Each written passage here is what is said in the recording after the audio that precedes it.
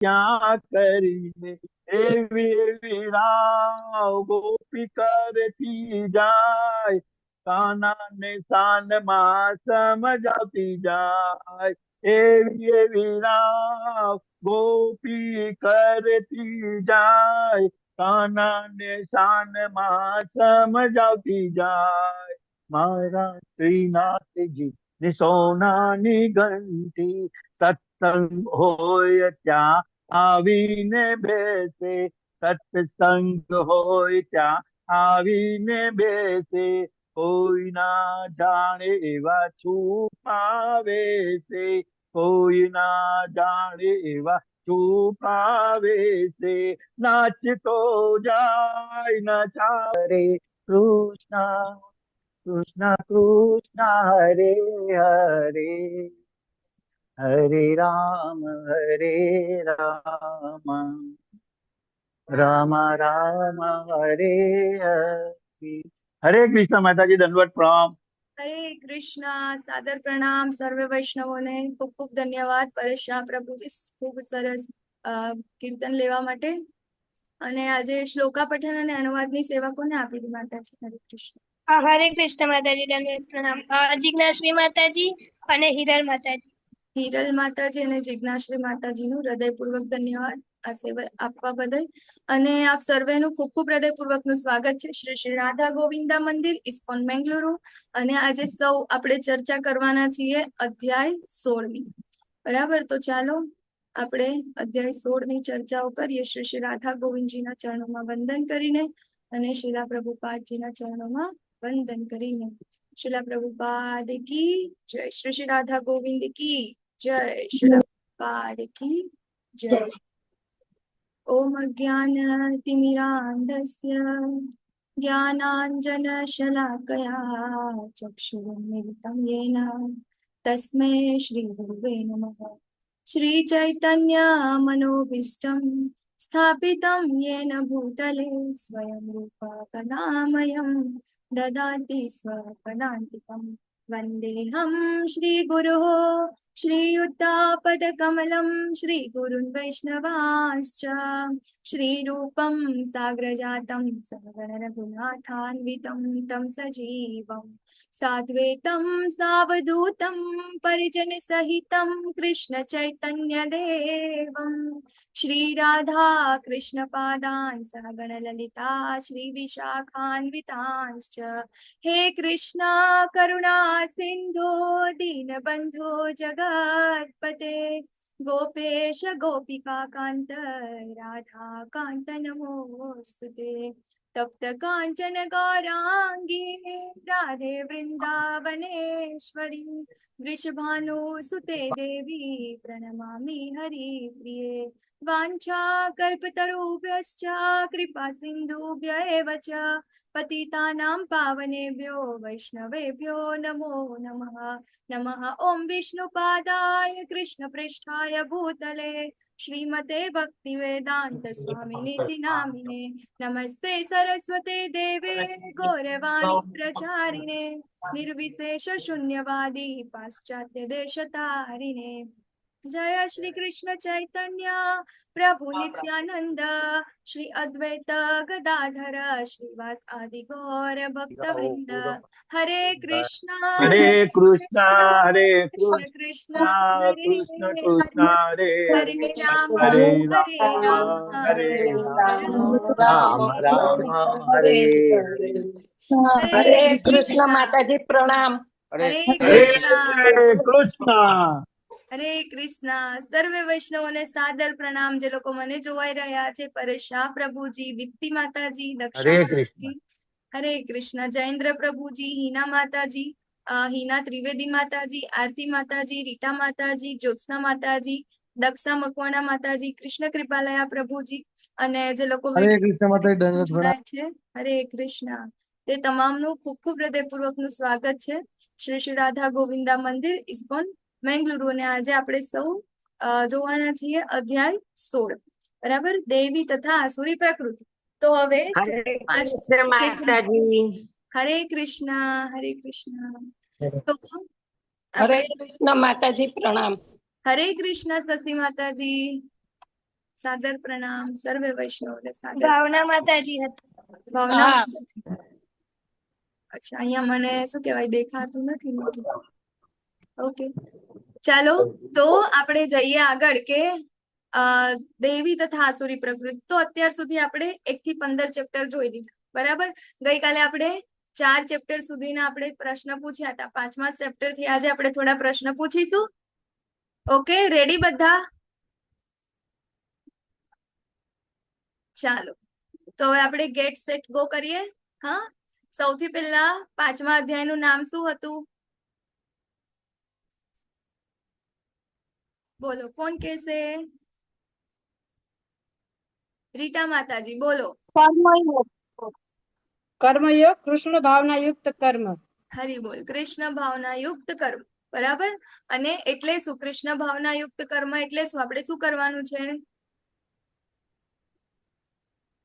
એટલે કોઈ પણ કર્મ કરીએ તો આપણે કૃષ્ણ ભગવાનને સેન્ટરમાં રાખીને મધ્યમાં રાખીને કરવાનું. હા, ભગવાનને સેન્ટરમાં જે રાખીને પણ કરીએ તે ભગવાનને અર્પણ કરવાનું. હા, હા, આપણે કામ કરવા ઉપર, કર્મ કરવા ઉપર આપણો અધિકાર છે, પરંતુ એના ફળો ઉપર આપણો અધિકાર નથી. એટલે આપણે શું કરવાનું છે? ફળ પ્રત્યેની આસક્તિ વગર ભગવાન માટે, ભગવાનની પ્રસન્નતા માટે આપણે કાર્ય કરવાના છે. ઓકે, વિષ્ણુ પ્રીત્યાર્થે આપણે બધા કાર્ય કરવાના છે. ઓકે, તો ભક્તિ પણ કરવાની છે, હે ને? પરંતુ આપણે બધી જ વસ્તુ છોડીને નહીં, પરંતુ બધું જ વસ્તુ સાથે રાખીને એને ભગવાનના સાથે અર્પણ કરીને આપણે બધી વસ્તુને વાપરવાની છે, બરાબર. હવે શું કહેવાય, ઘણા બધા હોય કે ભક્તિ એટલે શું કહે, ભાઈ તમે તો ભક્તિ કરો એટલે કશું જ ના હોય તમારા જીવનમાં, તો કોઈ રસ ના હોય, બરાબર. તમને કોઈ ઇન્ટરેસ્ટ ના હોય કઈ વસ્તુમાં, આમ નહીં ને તેમ નહીં ને, આ ના કરો ને તે ના કરો ને, એમાં પાછા વર્ષમાં કેટલા બધા તમે લોકો ઉપવાસ કરો, અડધા દિવસ તો ખાવાનું જ થાય. આવી તો કઈ ભક્તિ હોય, બરાબર ને? તો એ લોકોને એવું લાગે, એટલે મતલબ ભક્તિ એટલે એ લોકોને એવું લાગે કે ભાઈ આપણે કોઈ એન્જોય કરવાનો જ નથી, બધું શું કહેવાય એમને એમ જ છે. બટ સાચી વાત સાચી છે, આપણે કોઈ એન્જોય નથી કરતા. આપણે કોના માટે કરીએ છીએ? ભગવાનની શું કહેવાય પ્રસન્નતા માટે કરીએ છીએ, બરાબર ને? તો એ છે આપણી ભક્તિ. તો એ છે આપણું કૃષ્ણ ભાવના યુક્ત કર્મ, બરાબર. પછી 6થો અધ્યાય હતો ધ્યાન યોગ. હા ને, તો એના અંદર અષ્ટાંગ યોગ હતા. ચાલો, યોગા લેડર કોણ બોલી જશે? યોગાની સીડી આપણે જોઈ હતી ને, છેક ઉપર ભક્તિ યોગ આવે છે. એના પહેલા કયા કયા યોગ આવે છે?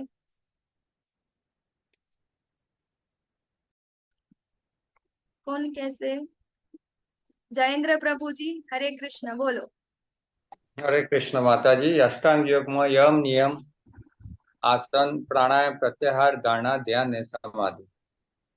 ઓકે, આ અષ્ટાંગ યોગ છે, બરાબર. અષ્ટાંગ યોગના સ્ટેપ છે કે છેલ્લે આપણે સમાધિ સુધી કઈ રીતે પહોંચીએ. મારો પ્રશ્ન હતો કે આપણે યોગાની સીડી જોઈ હતી, બરાબર ને? આપણે છેલ્લે ભક્તિ યોગ સુધી કઈ રીતે પહોંચીએ છીએ? એના પહેલા કયા કયા યોગ મતલબ એ છે આ યોગ? કર્મ યોગ પહેલા 6 અધ્યાય યોગ આવે. પહેલા 6 અધ્યાય કર્મ યોગ આવે, મધ્યમાં ભક્તિ અને છેલ્લા 6 જ્ઞાન યોગ. ઓકે, ચાલો બીજું કોઈ કોણ ટ્રાય કરશે યોગા લેડર? 2 જણ. દક્ષા માતાજી હેન્ડ રેઝ કર્યો છે, બોલો માતાજી. માતાજી, શારીરિક યોગ, માનસિક યોગ અને શું કહેવાય આધ્યાત્મિક યોગ. હરી બો, આજે તો બહુ નવું નવું સાંભળવા મળે છે. હા, તમે મિક્સ કરી દીધું, હા બધું. ચાલો, કોણ કહેશે યોગા લેડર? એનીવન બીજા કોઈ ટ્રાય કરશે? આપણે કીધું હતું ને, વૃંદાવન જવા માટે એક ખાડાવાળો રસ્તો છે, એક સ્ટ્રેટ હાઈવે છે, નેશનલ હાઈવે, અને આપણે એના ઉપર ચાલીએ છીએ. બોલો રીટા માતાજી. મારા ખ્યાલ પ્રમાણે થોડું યાદ આવે છે તે પ્રમાણે કર્મયોગ, ધ્યાન યોગ, ભક્તિ યોગ. કર્મયોગ, ધ્યાન યોગ, ભક્તિ યોગ. ઓકે, બરાબર છે, બરાબર. તો આપણે કેવી રીતે જઈએ છીએ આગળ? સૌથી પહેલા આપણે કર્મથી જોડાઈએ છીએ, બરાબર ને? કર્મ કરીને આપણે ભગવાન સાથે પ્રાપ્ત થઈએ. એના પછી ધ્યાન યોગ, બરાબર. શું કે જ્ઞાન યોગ પછી ધ્યાન યોગ, ધ્યાન પછી એના પાછળ આવશે નિષ્કામ કર્મયોગ, અને છેલ્લે આપણને શું મળે છે? ભક્તિ. અને લાસ્ટમાં કરવાનું શું છે? આપણે પહોંચવાનું ક્યાં છે? વૃંદાવન, એટલે કે ભક્તિ. તમે ભલે ત્યાં આગળ શું કહેવાય કર્મયોગ કરો, જ્ઞાન યોગ કરો, ધ્યાન યોગ કરો, નિષ્કામ કર્મ કરો, પરંતુ એ અલ્ટિમેટલી ક્યાં લઈ જાય છે આપણને? ભક્તિ તરફ. કારણ કે ભગવદ્ ગીતાના અંદર ભગવાન શું કે છે કે તું મને માત્ર ને માત્ર ભક્તિ દ્વારા જ પ્રાપ્ત કરી શકે છે. બરાબર ને? ભગવાને આપણને કીધું કે ભાઈ જે લોકો શું કહેવાય જ્ઞાન અર્જન કરે છે, પછી યોગના અંદર આગળ મતલબ કર્મયોગમાં આગળ વધે છે, ધ્યાન યોગના આગળ વધે છે, એ લોકોને પણ ભગવત પ્રાપ્તિ ભગવાન મળે છે ખરા, પરંતુ કેવા છે? બહુ ડિફિકલ્ટ છે, હે ને? તો એવી જ રીતે ભગવાને આપણને શું આપી દીધું છે? આપણા આચાર્યોએ રોપવે. કેમ? કારણ કે ભગવાને અહીંયા ગાડી કીધું છે કે હું માત્ર ને માત્ર ભક્તિ દ્વારા જ પ્રાપ્ત થઈ શકું છું. બરાબર ને? એ લોકો કઈ કઈ જગ્યાથી જાય? પહેલા કર્મયોગ સાથે જોડાય, પછી જ્ઞાન યોગ સાથે જોડાય, પછી ધ્યાન યોગ સાથે જોડાય, પછી નિષ્કામ કર્મ કરે, પછી ભક્તિ સુધી પહોંચે. આ બધું કર્યા પછી બરાબર ને જ્યારે જે શું કહે આપણને તો આપણા આચાર્યોએ શું કર્યું છે? ડાયરેક્ટ ભક્તિ યોગ આપી દીધો. ભગવાન કોણ છે, આપણે કોણ છે, ને આપણું કામ શું છે? બસ આ જ છે. આ જાણી જઈએ એટલે આ જ્ઞાન છે આપણું. બરાબર? અને એ જ્ઞાનના અંદર આપણે ભગવાનને તત્વતઃ જાણવાની કોશિશ કરીએ. બરાબર? અને એમની પ્રસન્નતા માટે કાર્ય કરીએ. એ શું છે? ભક્તિ છે. બરાબર ને? તો એ જ છે આપણો અલ્ટિમેટ ગોલ, કે આપણે ભગવાન પ્રત્યેનો પ્રેમ પ્રાપ્ત કરી શકીએ. બરાબર? એના પછી 7મા અધ્યાયથી ભગવાને ભક્તિ યોગ વિશે જાણ કરી. બરાબર? 7મા અધ્યાયના અંદર ભગવાન આપણને કંઈક 2 પ્રકારની શક્તિઓનું કહે છે. કઈ 2 પ્રકારની શક્તિ છે ભગવાનની? પરાશક્તિ અને અપરાશક્તિ. હા, પરાશક્તિ અને અપરાશક્તિ. હવે પરાશક્તિ કોને કહીશું અને અપરાશક્તિ કોને કહીશું? પરાશક્તિ જીવોની બનેલી છે માતાજી, હા, ને અપરાશક્તિ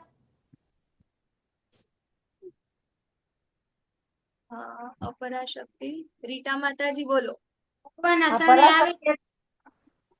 હા, પરાશક્તિ એટલે પંચમહાભૂત મન બુદ્ધિ અહંકારી અને ભૌતિક શક્તિ એટલે, અને અપરાશક્તિ એટલે જે આત્માની બનેલી છે તે. નહીં, તમે થોડું સ્વાઇપ કરી દીધું છે, ઉલટું બોલી ગયા છો. નિરાલી માતાજી બરાબર બોલ્યું કે પરાશક્તિ છે એ શું છે? જીવોની બનેલી છે, જે ઉત્કૃષ્ટ છે. બરાબર? અને અપરાશક્તિ જે છે એ ભૌતિક જે તત્વો છે એનાથી બનેલી, કે ભૌતિક ભગવાનની જે આ શક્તિ જે છે માયાદેવ. બરાબર ને? તો એની બનેલી છે. ભૌતિક પદાર્થો આપણા પંચમહાભૂત અને પેલા 3 એક સૂક્ષ્મ શરીર એમ કરીને 8 તત્વોની બનેલી. અને એમાં પણ ભગવાને આપણને પછીના એટલે કે આપણા 13મા અધ્યાયના અંદર આપણને 24 તત્વો કીધા ને.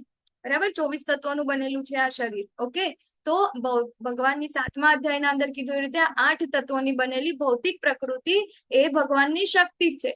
એને કઈ કહીશું આપણે? અપરાશક્તિ. બરાબર? અને પરાશક્તિ એ શેની બનેલી છે? જીવોની બનેલી છે. કેવી છે? ઉત્કૃષ્ટ છે. એટલે કે આ ભૌતિક પ્રકૃતિ કરતા એ વધારે શ્રેષ્ઠ છે. બરાબર? તો એ 2 પ્રકારની શક્તિ ભગવાને ત્યાં આગળ એમની બતાવી. બરાબર? એના પછી આપણે આગળ આવ્યા તો એના અંદર અર્જુનજીના 8 પ્રશ્નો હતા 8મા અધ્યાયના અંદર. અને છેલ્લે ભગવત પ્રાપ્તિ આપણે કેવી રીતે કરવાની છે ત્યાં આગળ આપણે જોયું કે આપણે જે સમયે મતલબ આપણું ડેથ જે વખતે હોય, મૃત્યુ નજીક હોય, એ વખતે આપણે જેનું સ્મરણ કરીએ છીએ એને જ આપણે પ્રાપ્ત કરીએ છીએ. બરાબર ને? તો જો આપણે ભગવાનને લાસ્ટ સમયે પ્રાપ્ત કરી છેલ્લે યાદ કરીશું તો આપણે શું કરી આપણને પણ ભગવત પ્રાપ્તિ થઈ શકે છે. બટ એના માટે શું કે છે અર્જુનજી કે ભાઈ આ મન આગળ 6થા અધ્યાયમાં જ કહી દીધું તું મન કેવું છે? બહુ અઘરું છે, એને આપણે સંભાળી શકતા નથી. તો આપણે ભક્તિ પણ એના માટે શું કરવું પડશે? ભગવાને કીધું છે કે યથાયોગ્ય ઉપાય દ્વારા. બરાબર ને? યથાયોગ્ય અભ્યાસ દ્વારા. તો આપણે કોના દ્વારા? આપણા જે આચાર્યો છે, પરંપરામાં આવતા આપણા આચાર્યો છે, એમના અંડરમાં રહીને એ આપણને જે કાંઈ પણ ગાઈડન્સ આપે છે એ ગાઈડન્સને આપણે ફોલો કરીશું તો અલ્ટિમેટલી શું થશે? આપણને ભગવાન લાસ્ટમાં યાદ આવશે. એ રીતે ભક્તિ કરવાની છે. બરાબર ને? ભક્તિ કરતા કરતા કરતા એક દિવસ છેલ્લે ભલે આપણને યાદ ના આવે ભગવાન, રાજા કુલશેખરની પ્રાર્થના હતી, કોઈકને યાદ હોય તો. બરાબર ને? શું કે છે કે ભાઈ છેલ્લે તો જે વખતે મારું મૃત્યુ આવશે ને એ વખતે મારું શરીર કેવું હશે મને ખબર નથી. વાત પિત્તથી ઘેરાયેલું હશે, હે ને? કે મારું શું કે કાન મતલબ સાંભળવા માટે રેડી નહીં હોય, મારું શરીર રેડી જ ના હોય તમારી ભક્તિ કરવા માટે, તમારી પ્રાર્થના કરવા માટે. તો અત્યારે જ આ જે ક્ષણે મને ખબર પડી છે એ જ ક્ષણે મારા આ મનને તમારા શું કહેવાય જે કમળ છે, કમળ રૂપી એના અંદર એક ભમરાની જેમ તમે એમને સમાવી લો, કે અત્યારથી જ હું ભક્તિ કરું. તો આપણને અલ્ટિમેટલી છેલ્લે યાદ આવે. અને ભક્તિના અંદર તો એવું છે કે આપણે જો ભક્તિ કરીએ, બરાબર, અને છેલ્લે જો આપણાને ભગવાન ના પણ યાદ આવે ને તો ભગવાન ભક્તને યાદ કરે છે. હે ને? તો એટલી ભક્તિના અંદર શક્તિ છે, કારણ કે ભગવાન આપણને શું કે છે? અલ્ટિમેટલી તમારે ભક્તિ કરવાની છે, એના સિવાય બીજો કોઈ જ રસ્તો નથી જેનાથી આપણે ભગવાનને શું કરીએ? પ્રાપ્ત કરી શકીએ છીએ, બરાબર. પછી આપણે આગળ ગયા ભક્તિ યોગના અંદર ભગવાનનું શું કહેવાય? ઐશ્વર્ય જોયું, ગુહ્ય જ્ઞાન આપણે જોયું, પછી ભગવાનની આપણે શું જોયું? વિશ્વરૂપ, હે ને? વિશ્વરૂપના પણ આપણે દર્શન કર્યા. એના પછી 13મા અધ્યાયના અંદર આ જ્ઞાન યોગના અંદર આપણે આગળ વધ્યા, બરાબર. આ ક્ષેત્ર શું છે, ક્ષેત્રજ્ઞ શું છે, એ બધું આપણે જોયું. એના પછી આપણે 3 ગુણો જોયા. 3 ગુણો પછી ગઈકાલે આપણે કયો અધ્યાય હતો? ગઈકાલના અધ્યાયનું નામ શું હતું? કોણ કહેશે? પૂર્ણ પુરુષોત્તમ યોગ, બરાબર ને? તો આપણને ભગવાને ત્યાં આગળ પૂર્ણ પુરુષોત્તમ, અલ્ટિમેટલી આપણે શું કરવાનું છે? ભગવત ધામ જવાનું છે. અને ભગવત ધામ અને આ ભૌતિક ધામ એ બંને માટે આપણને શું આપ્યા છે? ત્યાં આગળ ડિફરન્સ આપ્યા છે. ઓકે, તો આપણે અત્યાર સુધી આ બધાની ચર્ચા કરી. હવે આપણે આગળ જોઈએ કે દૈવી તથા આસુરી પ્રકૃતિ, બરાબર. તો આપણે જાણીએ છીએ એવી રીતે કે આપણા બધાના અંદર શું કહે? એક રાક્ષસ પણ બેઠેલો છે અને એક દૈવી મતલબ કે આપણા અંદર બંને સ્વભાવ છે, બરાબર. ક્યારેક આપણે બહુ સારા થઈ જઈએ, ક્યારેક આપણને ગુસ્સો આવે, આ તે બધું આવે, બરાબર. તો આપણા જે 2 માઇન્ડ છે, એ જ 2 માઇન્ડ, એ જ દૈવી અને આસુરી પ્રકૃતિ જે છે એની આજે આપણે અહીંયા આગળ ચર્ચા કરીશું, બરાબર. તો 16.1 થી 3 ના અંદર ભગવાન અહીંયા આગળ 15મા અધ્યાયથી આગળ ભગવાન અહીંયા કન્ટિન્યુ જ રાખે છે બોલવાનું. અહીંયા અર્જુનજીના પ્રશ્ન નથી, બરાબર. તો ભગવાન કહે છે કે હે ભરત પુત્ર, નિર્ભયતા, આત્મશુદ્ધિ, આધ્યાત્મિક જ્ઞાનનું સંવર્ધન, દાન, આત્મસંયમ, યજ્ઞપરાયણતા, વેદાધ્યયન, તપશ્ચર્યા, સાદાઈ, અહિંસા, સત્યતા, ક્રોધવિહીનતા, ત્યાગ, શાંતિ, છિદ્રાન્વેષણ, અરુચિ, જીવ માત્ર પર દયા, નિર્લોભીપણું, સૌમ્યતા, લજ્જા, નિશ્ચય, તેજ, ક્ષમા, ધૈર્ય, આ બધા જે છે ને એ શેના છે? દૈવી ગુણો છે, બરાબર. કયા કયા દૈવી ગુણો છે આપણે જોઈએ તો કે છે નિર્ભયતા, બરાબર ને? તો આ સંન્યાસીઓ માટે છે. એમ આપણને થાય કે ભાઈ હવે મારે ભક્તિમાં બહુ આગળ વધવું છે, બરાબર. અને સંન્યાસ આપણે ધારણ કરીએ. ઓકે, તો સંન્યાસી લોકો, આમ તો આપણું વાનપ્રસ્થ હોય ને, બરાબર. વાનપ્રસ્થ પછી આપણે સંન્યાસ આશ્રમ ગ્રહણ કરીએ છીએ, બરાબર. જો આ કલયુગના અંદર આપણું 100 વર્ષનું આયુષ્ય હોય, 100 વર્ષના અંદર 25 વર્ષ કયો હોય? બ્રહ્મચર્ય હોય, 25 વર્ષ ગૃહસ્થાશ્રમ હોય, 25 વર્ષ વનપ્રસ્થાશ્રમ હોય, અને 25 વર્ષ સંન્યાસ આશ્રમ હોય, બરાબર. તો અહીંયા નિર્ભયતા એટલે કે કોઈનાથી કશું ડરવાની વાત જ નહીં. જે છે એ બધું ટોટલી કોના ઉપર? કૃષ્ણ ઉપર શરણાગત. જેમ કે આપણે જોઈએ તો સંન્યાસીઓ છે, બરાબર. એ લોકોનું કોઈ એક ઘર ના હોય, કોઈ પણ એક જગ્યાએ એ લોકો વધારે સમય ના રહી શકે. એ લોકોને બધી જગ્યાએ શું કરવું પડે? ત્યાં આગળ ફરતું જ રહેવું જોઈએ. અને એ લોકો કઈ પણ વસ્તુ ભેગું ના કરે કે આપણે ક્યાંક યાત્રામાં જઈએ, બરાબર. ક્યાંક ઇવન ક્યાંય પણ આપણે ફરવા જઈએ કે ક્યાંય પણ જઈએ તો આપણે શું કરીએ? સૌથી પહેલો આપણો નાસ્તાનો ડબ્બો હોય, બરાબર. એક થેલો એનો ભરેલો હોય, એના પછી આપણા કપડાનો ભરેલો હોય, એના પછી શું કહે? જરૂરી ડોક્યુમેન્ટ ના હોય, પછી શું કહે? ત્યાં આગળ પણ જઈએ એના પહેલા આપણે કેટલું બધું પ્લાનિંગ કરીએ, કેટલું બધું. કેમ? કારણ કે આપણને ત્યાં કોઈ તકલીફ ના પડે, બરાબર. બટ જેની અંદર નિર્ભયતાનો ગુણ હશે, બરાબર, એ લોકો શું કરશે? જેવા છે એવા ભગવાનની સેવાના અંદર નીકળી જશે અને શું કરશે? બધું જ કૃષ્ણ ઉપર, બરાબર. કે મારું છેલ્લે કોણ છે? કૃષ્ણ છે. એટલા માટે જ આપણે જોઈએ ને સંન્યાસી લોકો છે એ કોઈ એક જગ્યા ઉપર ના બેસે, જ્યાં જાય છે ત્યાં જે ખાવાનું મળે એ ખાય છે, જે શું કહે? જ્યાં જગ્યાએ સુવાનું મળે છે ત્યાં સુઈ જાય છે. જેવું જે પણ પરિસ્થિતિ હોય, જેવી હોય તેવી બધી જ પરિસ્થિતિને એક્સેપ્ટ કરી અને એના અંદર એ લોકો પોતાનું જીવન જીવે છે. એને કહેવાય નિર્ભયતા. પછી એ ભલે ને ગમે એટલું ગાઢ જંગલ હોય, અંધારી અમાવસની રાત હોય અને એના અંદર ગમે તેટલા હિંસક પ્રાણી હોય, પરંતુ જો એ ત્યાંથી નીકળતો હોય તો પણ એને મનના અંદર થોડુંક પણ પેલું એ ના થાય કે મારું શું થશે, બરાબર. એને કહેવાય ટોટલ નિર્ભયતા, કે મારી સાથે કોણ છે? ભગવાન કૃષ્ણ છે.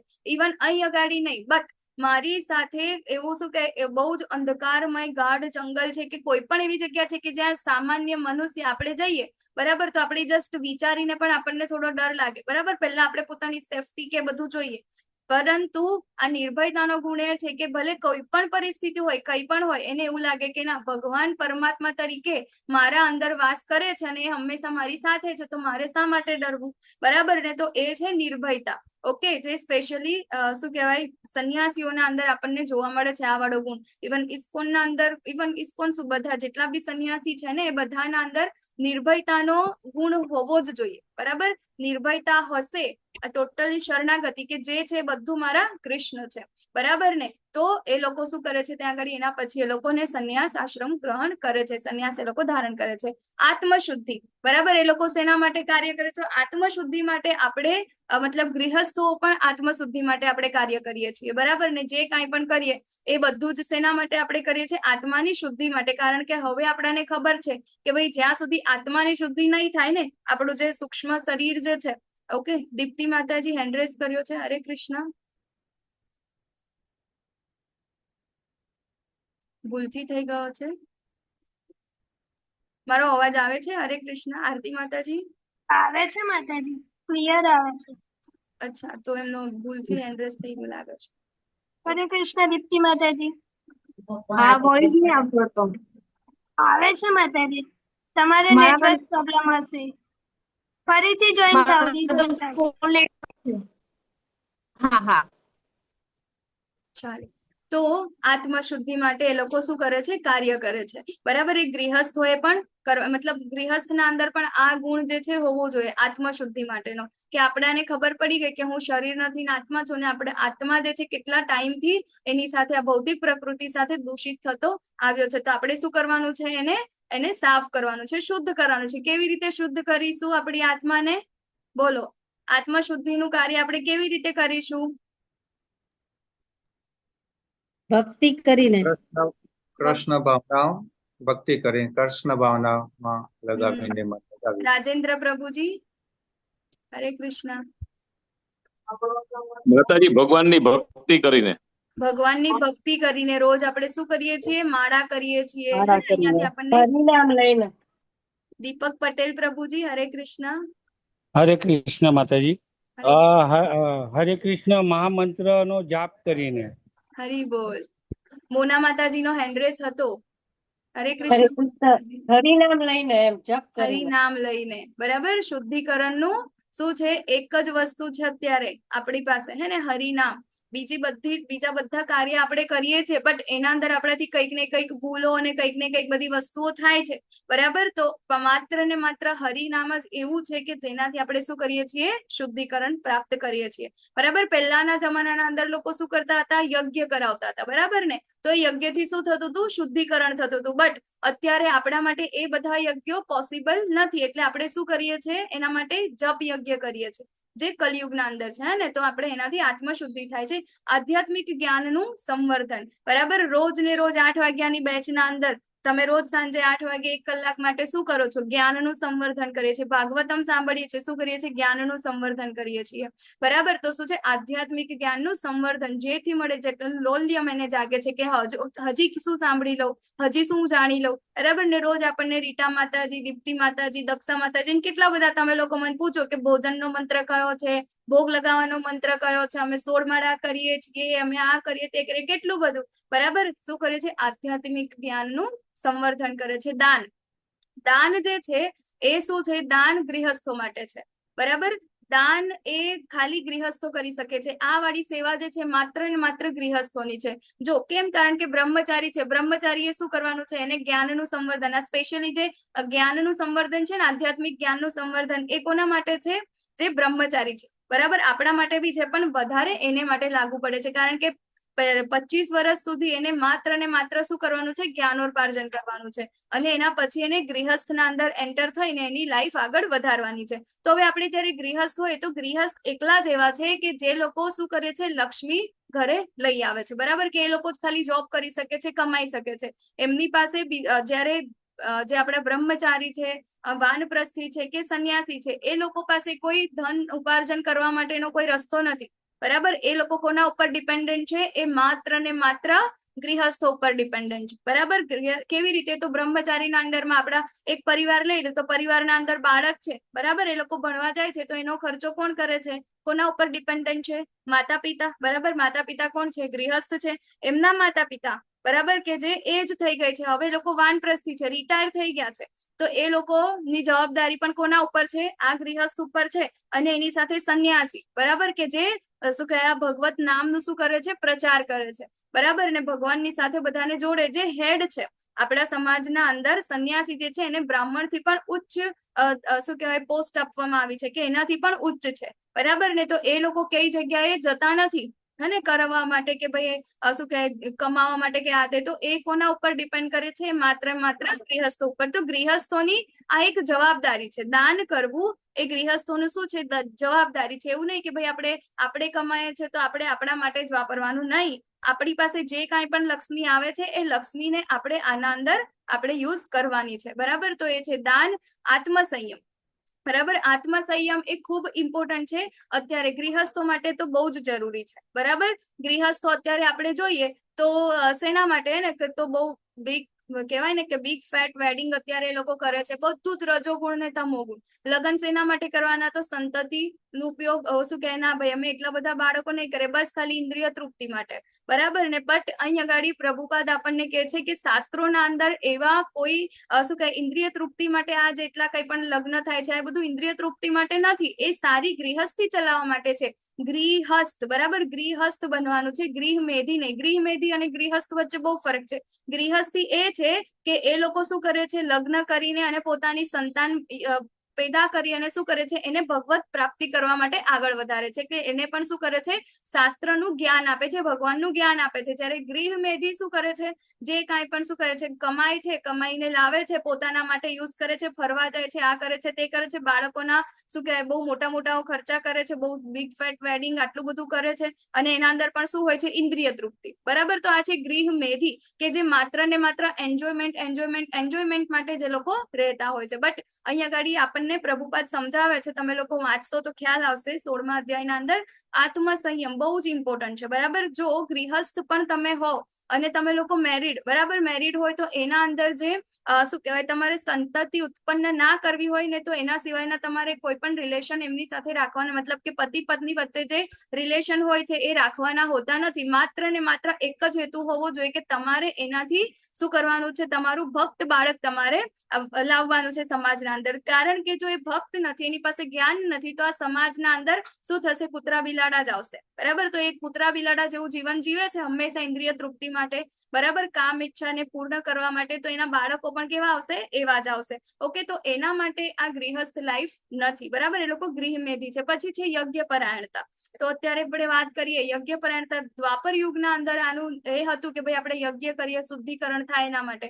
બટ અત્યારે આપણે એટલા શું કહેવાય એટલે શુદ્ધિથી આપણે અત્યારે યજ્ઞ કરી શકતા નથી, તો એટલા માટે અત્યારે આપણે શું કરવાનું છે? કલયુગ માત્ર ને માત્ર આપણે નામ આધાર, બરાબર? તો આપણે નામથી આપણે શું કયો રોજ આપણે યજ્ઞ કરીએ છીએ ને, હરે કૃષ્ણ કૃષ્ણ કૃષ્ણ હરે હરે, હરે રામ રામ રામ હરે હરે. તો આપણે રોજ શું કરીએ છીએ? યજ્ઞ કરીએ છીએ, જપ યજ્ઞ. પછી વેદાધ્યયન, બરાબર? આ પણ મોસ્ટલી કોના માટે છે?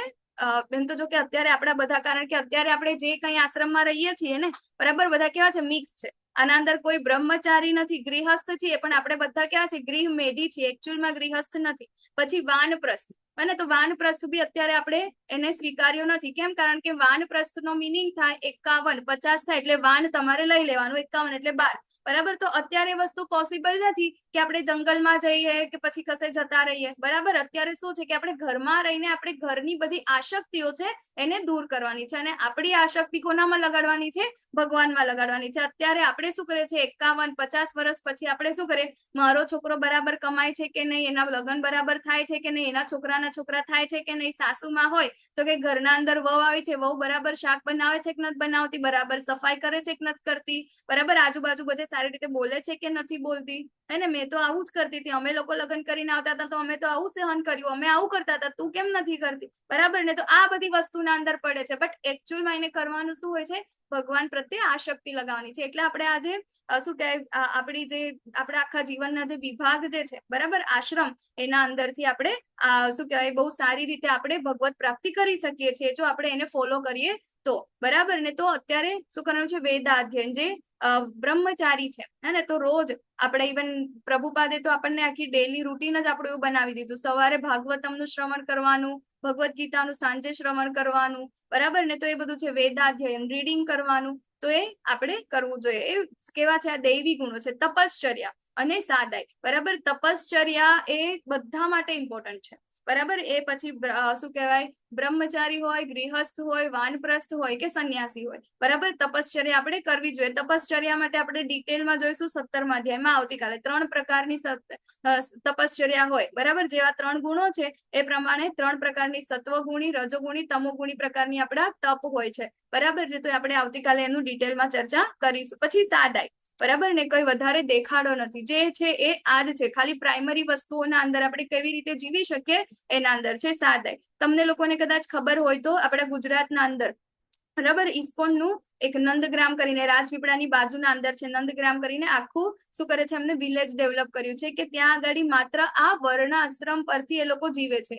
આખું બધું એ લોકો શું કરે છે, વૈદિક રીતે બધું ફોલો કરે છે. ત્યાં આગળ તમે અત્યારે બહારથી મળતી એક પણ વસ્તુનો ત્યાં ઉપયોગ થતો નથી. બરાબર. જે લાઇટ હોય ને આપણા પંખા, બીજલી, એ બધું બીજલી પણ નથી ત્યાં આગળ. એ લોકો માત્ર ને માત્ર દીવાથી, ત્યાં ઇવન મંદિર પણ દીવાથી શણગારે. કઈ પણ વસ્તુ જે બહાર થાય છે એ વસ્તુનો એ લોકો ઉપયોગ નથી કરતા. એ માત્ર ને માત્ર પોતે જે કાંઈ પણ કરે છે પોતે પ્રોડ્યુસ કરે છે અને પોતે એનો યુઝ કરે છે. બરાબર. આપણે તો એક મતલબ આપણી તો સવાર પડે તો શેનાથી ચાલુ થાય, કોલગેટ અને ટૂથબ્રશથી. બરાબર. એ પણ શું છે, બહારનું છે. ત્યાં આગળ શું કરે, દંત મંજન યુઝ કરે, પછી દાંતણ યુઝ કરે. હે ને. તો એ બધું આ બધી વસ્તુ છે કે જે આપણા વેદોના અંદર હતી. વૈદિક પદ્ધતિથી જીવન એ લોકો ત્યાં આગળ જીવે છે. બરાબર ને. તો એવી રીતે એની સાદાઈ પણ ખૂબ ઇમ્પોર્ટન્ટ છે. બરાબર. કારણ કે ભક્તિના અંદર આગળ વધવું હશે તો આપણે આ બધા ગુણો જે છે ધીરે ધીરે ડેવલપ કરવા પડશે.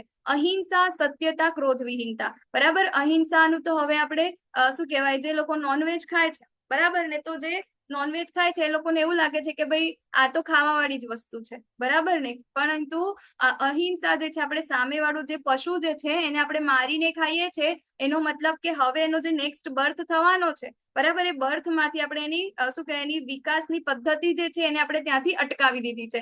મે બી આ જન્મ પછી એને બીજો જન્મ કંઈક સારી યોનિમાં મળવાનો હશે, પરંતુ આપણે ત્યાં જ એને અટકાવી દીધું. એટલે શું કર્યું, ત્યાં ફરીથી ને ફરીથી પાછો એ જન્મના અંદર એને આવવું પડે. બરાબર. તો અહિંસા આ વસ્તુને કીધી છે, ત્યાં આગળ હિંસા આપણે નથી કરવાની. બરાબર. તો એ છે અહિંસા. એટલા માટે આપણે નોનવેજ ના ખાવું જોઈએ. બરાબર. આપણે અહિંસા માટે આપણે કારણ કે અહિંસાનો જે ગુણ જે છે આપણે ડેવલપ કરવાનો છે. સત્યતા. તો સત્ય જેવું હોય, ભલે ને શું કહેવાય, એને કઠોર લાગે થોડું, પણ જે સચ્ચું હોય તે સાચું જ બોલવાનું. બરાબર. પરંતુ એવું નહીં કે આપણે સામેવાળાને કહીએ કે ભાઈ શું કહેવાય, તારા વાળ બરાબર, શું કહેવાય, ભાઈ તારા કપડા બરાબર નથી, બધાની વચ્ચે આવી રીતે કહી દે તો એને ખોટું લાગે. બરાબર. છે સત્ય, આપણે સાચું કીધું, બટ એને કહેવાની જે રીત હતી એ રીત આપણે થોડી સુધારવી જોઈએ. એટલે સત્યતા, હંમેશા સત્ય બોલવાનું છે. બરાબર. તો પ્રભુપાદ છે ને હંમેશા સાચું બોલતા. એ શું કહેતા કે આપણા શું કહેવાય, કૃષ્ણ જે છે પૂર્ણ પુરુષોત્તમ પરમેશ્વર છે. બીજા બધા કે અમારા આ ને આ તે બધું આવું રીતે નહીં. તો એ કે બધા તમે રાસ્કલ, ને રાસ્કલ જ કહેતા એને, કે આટલું બધું આપણને ભગવાન જાતે આવીને કે છે, તેમ છતાં તમે લોકો નથી માનતા કે કૃષ્ણ એ પૂર્ણ પુરુષોત્તમ પરમેશ્વર છે. બરાબર. તો સત્ય જે છે એ સાચું ત્યાં આગળ બોલવાનું છે. બરાબર. સત્યતા એ પણ કેવું છે, દૈવી ગુણ છે. ક્રોધ વિહીનતા. અહીંયા આગળ આપણે આગળ જોયું તો બીજા અધ્યાયના અંદર પણ, બરાબર ને, જો ક્રોધ આવે તો આપણી બુદ્ધિ જે છે શું થઈ જાય છે, ત્યાં આગળ ભ્રષ્ટ થઈ જાય છે. બરાબર. તો એ લોકો ક્રોધ કરતા નથી. ત્યાગ, એને જે કાંઈ પણ છે એનો શું કરે છે, એ લોકો ત્યાગ કરે છે ને, કે એને પકડીને આશક્તિ એના અંદર નથી. હવે શું કહેવાય, વાનપ્રસ્થ આવી ગયા, એના પછી જેટલું પણ હતું આશક્તિ એને છોડી દીધું. ત્યાગ. બરાબર ને, કે ને ભાઈ મારું છે, આટલા વર્ષો સુધી મેં એને બધું કર્યું છે, તો હવે શા માટે એને છોડીને જવું. ઓકે. તો ત્યાગ. પછી શાંતિ, છિદ્રાન્વેષણમાં અરુચિ. બરાબર. તો છિદ્રાન્વેષણ એટલે શું, આપણે જે પંચાયત કરીએ, બરાબર, આની અહીં ને આની અહીં. બરાબર. સાથે આપણે 4-5 માતાજીઓ બધા ભેગા થયા હોય તો આપણે શું વાતો કરીએ, હે ને, મારા ઘરે આમ છે, મારા ઘરે તેમ છે, પેલા કે પેલા ત્યાં આવું છે, પેલા ત્યાં આવું છે, અમારે આવું છે ને મારા તેવું છે. ઓકે. તો આ શું છે, છિદ્રાન્વેષણ. ઓકે. તો આ જે વગર કામની વસ્તુઓ જે છે, જે કૃષ્ણ સિવાયની, એવું કે છે આપણા શાસ્ત્રો કે ભક્તિના અંદર જે શુદ્ધ ભક્ત હોય ને, કૃષ્ણના સેન્ટરના અંદર ના હોય ને એવી વાત પણ ના કરે. તમે એને ગમે તેટલું પૂછી લો. ઇવન એવા ડિવોટી અમે જોયા છે કે આપણે એમને એવું પૂછીએ ને કે કેમ છો, તમારા ઘરે બધા કેમ છે, કે બસ શું કહેવાય, ભગવાનની કૃપા છે. આપણે કહીએ તમારા ઘરે શું કરે તો કઈ શું જ જવાબ ના આપે, હરે કૃષ્ણ કરીને નીકળી જાય.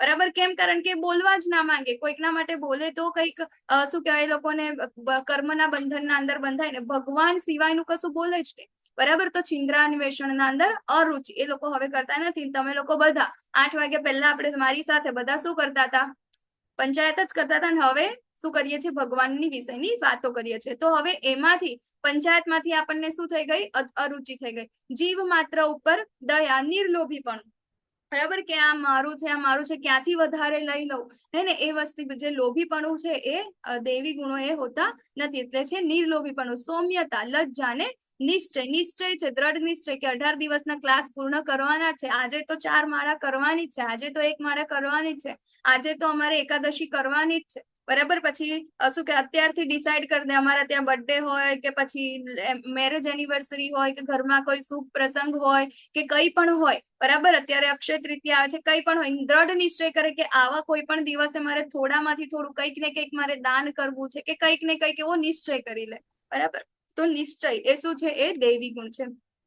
તેજ, ક્ષમા, ધૈર્ય અને પવિત્રતા, બરાબર. તો તેજ આપણે જોઈએ તો ઘણા બધા ડિવોટી ને આપણે જોઈએ ને તો આમ જોઈને એવું લાગે, મતલબ એ લોકોનો ઓરા જ કંઈક અલગ હોય. આપણે એમની બાજુમાં ઉભા રહીએ કે જઈએ ને તો આપણને એવું લાગે કે કંઈક પોઝિટિવ એનર્જી આપણે ફીલ કરીએ, બરાબર. તો તેજ એ લોકોનું એટલું હોય.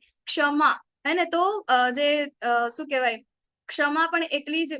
આપણે જોયું હતું ને અંબરીશ મહારાજ, અને અંબરીશ મહારાજની આપણે કથા જોઈ હતી, તો એની આગળ એમના શત્રુ પણ આવી ગયા, પરંતુ એના માટે પણ શું કર્યું એમને ત્યાં, ક્ષમા. તો આ જે ગુણ છે, દૈવી ગુણ છે. ધૈર્ય, પવિત્રતા. પવિત્રતા અહીંયા ગાડી માત્ર શારીરિક પવિત્રતા નથી, અહીંયા ગાડી મનની પણ પવિત્રતા છે, બરાબર. મનની પવિત્રતા એટલે શું, એ છે ભક્તિ કરવી, ભગવાનનું નામ લેવું, બરાબર ને. કોઈ શું કહેવાય, વગર કામની કઈ બી વસ્તુ ના કરવી. અને શારીરિક પવિત્રતા, સવારથી ઉઠીને આપણે શું કહેવાય, સ્નાન કરીને દંત મંજન કરીને બધું કરીએ, એ પણ શું છે, આ બધી પવિત્રતા. તો શારીરિક અને માનસિક બધી જ પવિત્રતા. ઈર્ષાથી મુક્તિ તથા માનની ઈચ્છાથી મુક્તિ, બરાબર. ઈર્ષાની પણ ઈર્ષા પણ નથી કરતો બીજાની, અને બીજું કે માનની પણ કોઈ ઈચ્છા એને હોતી નથી કે હું આટલી મોટી પોસ્ટ પર છીએ, બરાબર, તો પછી મને માન તો મળવું જ જોઈએ ને, બરાબર. તો અહીંયા આગળ એ વસ્તુ નથી. એને માનની ઈચ્છાથી મુક્તિ, કે મારું કામ છે, મારે કરવાનું છે. આ સર્વ એ દિવ્ય ગુણો છે કે જે દેવી પ્રકૃતિ વાળા દેવતુલ્ય પુરુષોમાં જોવા મળે છે, બરાબર. જો આપણા અંદર આવા બધા ગુણ હોય તો ધીરે ધીરે ધીરે ધીરે આપણે શું કરવાના છે, એને ડેવલપ કરવાના છે. હવે આયા આસુરી ગુણો, કે આપણા બધાના અંદર ખૂબ ઘણી આમ કહેવાય ને કે ભરીને પડ્યા છે, દરવાજો પણ બંધ નહીં થતો, એટલા બધા ભરાઈ ગયા છે, હે ને. તો એ છે દંભ, દર્પ, અભિમાન, ક્રોધ, કઠોરતા તથા અજ્ઞાન. આ આસુરી પ્રકૃતિ વાળા માણસોના ગુણો છે, બરાબર. દંભ અને દર્પ, બરાબર, કે મારી પાસે દંભ એટલે કે કંઈક છે, શું કે કઈ છે નથી અને હું એનો દેખાડો કરું છું. અને દર્પ એટલે કે મારી પાસે છે અને હું એનો દેખાડો કરું છું. બંનેના અંદર શું છે, લોકોને દેખાડો જ કરવો છે. એક ખોટું કે કઈ છે નથી, તેમ છતાં કે ના ભાઈ હું તો છું, મારું તો સમાજના અંદર સ્ટેટસ છે, બરાબર. વગર કામની આપણે કહીએ ને કે બહુ આંબા મૂકે છે આ તો, હે ને. તો એવા વ્યક્તિઓ આ કેટેગરીના અંદર આવે, કશું હોય ના પરંતુ એનો દેખાડો કરે. પછી છે અભિમાન, બરાબર. તો પોતાના માટે જ કોઈ શું કહેવાય, એને સારી પોસ્ટ ઉપર હોય કે પછી ઘરના અંદર કોઈ વડીલ હોય કે કઈ પણ હોય, બરાબર, કંઈક સારા કાર્ય કર્યા હોય અને એ વસ્તુને એને શું આવી જાય છે, અભિમાન આવી જાય છે. એનું આપણે જો શું કહેવાય, કંઈક ના કહીએ કે એવું કશું ના કરીએ ને, એનો સારી કઈ ના બોલીએ ને, એના માટે તો એને શું થાય છે, ત્યાં આગળ પછી ગુસ્સો આવે છે, બરાબર. તો અભિમાન, એના પછી શું છે, ગુસ્સો. અને ગુસ્સો તો બહુ જ અઘરો છે, બરાબર ને. ગુસ્સાથી તો આપણી બુદ્ધિ પણ ભ્રષ્ટ થઈ જાય છે. આપણને કઈ પણ વસ્તુમાં આસક્તિ હોય, આસક્તિ આપણી પૂર્ણ ના થાય, બરાબર, ઈચ્છા આપણી પૂર્ણ ના થાય, એટલે એનાથી શું આવે છે, ક્રોધ આવે છે. કઠોરતા તથા અજ્ઞાન, બરાબર. શાસ્ત્રના અંદર નથી એવી બધી જ વસ્તુ આ લોકોને કરવી હોય, અજ્ઞાની હોય, હે ને, કે એ લોકો માનવા જ તૈયાર નથી હોતા કે ભગવાન છે, કે પછી આપણે શરીર નથી, આપણે આત્મા છે ને આપણા વારંવાર જન્મ થશે. એ લોકો આ બધી વસ્તુઓ માનવા માટે રેડી જ નથી, અજ્ઞાન છે, બરાબર. જે આપણે એના અંદર કોણ, એક રાવણ છે, બરાબર, પછી એક આ દુર્યોધન છે, એ લોકો કેવા છે, આસુરી પ્રકૃતિ વાળા છે. આ બધી જ આ જેટલા પણ જે ગુણો જે છે એ લોકોના અંદર હતા, ઓકે. તો આ કેવા છે, આસુરી પ્રકૃતિ વાળા. અત્યારે આપણે કરંટ આપણે જોઈએ તો, હે ને, બીજા બધા લોકોને શું કરે છે, ત્યાં આગળ પેલું કરે છે, હેરાન કરે છે. અત્યારે આપણે કાશ્મીરના અંદર જોયું ને, બરાબર, કોઈ જે લોકોને કોઈ લેવા દેવા નતા, કશું કર્યું હતું ત્યાં આગળ જવા વાળા લોકોએ કઈ નતું કર્યું, તેમ છતાં એ લોકોને મારી નાખ્યા ને, અહિંસા કરીને ત્યાં, બરાબર. તો એ શું છે, આસુરી પ્રકૃતિ વાળા છે, જે બીજાને પણ શું કરે છે, હેરાન કરે છે. અને જેની દેવી પ્રકૃતિ વાળા છે, એના અંદર દયા છે, બરાબર, જીવ પ્રત્યે દયા છે. આપણે આ બાજુના ફોટામાં આપણે જોઈ શકીએ છીએ, બરાબર. એને મદદ કરવા જાય છે ત્યાં, એને કોઈ બી પરિસ્થિતિ એના અંદર હોય તો. અને અહીંયા ગાડી આપણે જોઈએ એવી રીતે, ઓકે. તો આ છે આસુરી પ્રકૃતિ વાળા. તો હવે આપણામાં દેવી ગુણોનો વિકાસ કેવી રીતે કરવો અને આપણામાં રાક્ષસને કેવી રીતે હરાવવો, બોલો, કઈ રીતે આપણે આ કરી શકીશું? તમારે મને જવાબ આપવાનો છે. આપણને ખબર છે ને આપણા બધાના અંદર આ બંને શું કહે, એવું તો છે ને કે આપણને ગુસ્સો આવતો જ નથી, ક્યારે આપણને અભિમાન નથી થતું, ક્યારે આપણે માનની ઈચ્છા નથી રાખતા. આ બધી જ વસ્તુ આપણને ઈચ્છા થાય છે ને, આપણે કરીએ છે ને. તો એનો મતલબ એવો કે આપણે આપણા અંદર પણ આસુરી ગુણો છે જ, તો આપણે દૈવી ગુણોમાં કેવી રીતે વિકાસ કરીશું? દીપ્તિ માતાજીનો હેન્ડ રેસ છે, બોલો. હરે કૃષ્ણ માતાજી.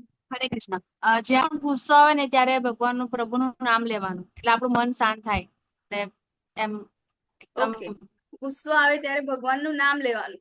ઓકે, તો હા. તમારા અંદર મતલબ સારી ક્વોલિટી છે કે તમારા ગુસ્સાની બી ક્વોલિટી સારી છે? ગુસ્સો આવે ત્યારે ભગવાન યાદ આવે છે. બાકી અમને લોકોને તો ગુસ્સો આવે તો ભગવાન કોઈ યાદ જ નથી આવતા. બસ જે કારણે ગુસ્સો આવે છે ને કારણ જ યાદ આવે ખાલી. બોલો, કેવી રીતે આપણે દૈવી ગુણોને ઉપર મતલબ વિકાસ કરીશું? બોલો, કોણ કહેશે બીજું? એનીવન? રીટા માતાજી, હરે કૃષ્ણ, બોલો. હરે કૃષ્ણ માતાજી. હરે કૃષ્ણ. સત્કર્મો કરીને, સારા સારા કાર્યો કરીને, કોઈને મદદ કરીને, ભક્તિ સત્કર્મ કરીને. કરીને, મદદ કરીને, સારા કાર્યો કરીને. ઓકે, હા, વાંધો નહીં, કરી શકાય સારા કાર્ય, સત્કર્મ બધું જ કરાય, પણ ભગવાનને સેન્ટરમાં રાખીને. નહીં તો તમે પાછા શું કહેવાય સતોગુણી સાકળ, સોનાની સાંકળમાં ફસાશો. દક્ષા મકવાના માતાજી, હરે કૃષ્ણ.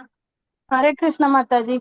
હા, બોલો. માતાજી, ભગવાનનું નામ જપ કરીને અને ભગવાનમય બનીને કરી શકાય. હા, ભગવાનના નામનો જપ કરીને, બરાબર છે, કરી શકાય. ચાલો, બીજા કોઈને આન્સર આપવો છે? બીના માતાજીએ અનમ્યુટ કર્યું છે, આઈ થિંક કશું કેવું છે એટલે. બીના માતાજી, હરે કૃષ્ણ. બીના મારું માતાજી.